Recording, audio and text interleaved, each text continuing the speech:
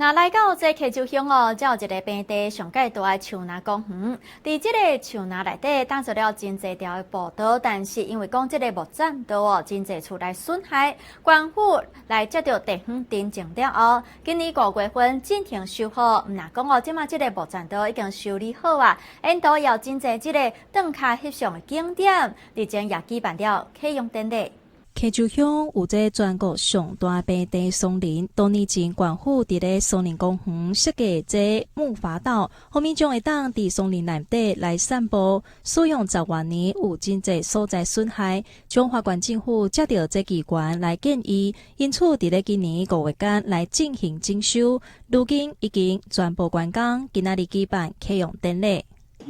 我甲大家报告，这拢总开1416万。较无共就是讲有一关互你拍照，因为咱除了咱家己爱来行以外，咱嘛希望有观光客来。因为旁边西洲公园它是一个本来就是一个游憩设施，即马佫加这个步道，因若来为本来踮遐半点钟来到遮佫行7点钟，伊就有机会踮遮加减来食一款物件。规个这木栈道整修有8成，因此是变了真好行，也佫有增加这导览牌、翕相的这框景、意象，也佫有这意象的这阶梯、文理的这栏杆、休困的这所在，等等的设施。参加来宾嘛体验新的木栈道了后，龙宫站。即马佫出一个这个梦幻森林，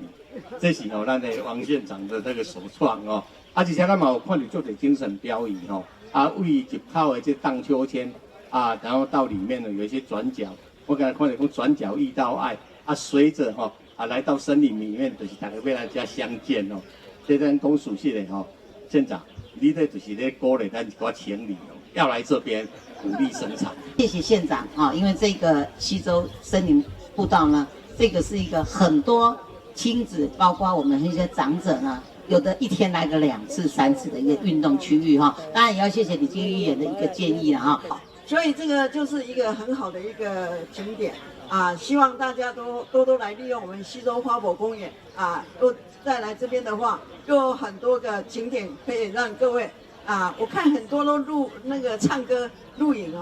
就在这边做那个 KTV 的那个拍唱。录自己的那个影集这个都是一个很好的景点，还有婚纱也常常来这边拍真的是一个非常好的景点。溪州公园松林步道，逐工拢有民众甲厝内底人做伙来遮运动。木栈道整修了后变了真好行，而且增加真侪这翕相的景点。为这入口的这荡秋千，到这登湾厝，适合这情侣来约会。大家拢讲这溪州乡又搁加了一座梦幻的松林。中视新闻，萧明凯溪州报道。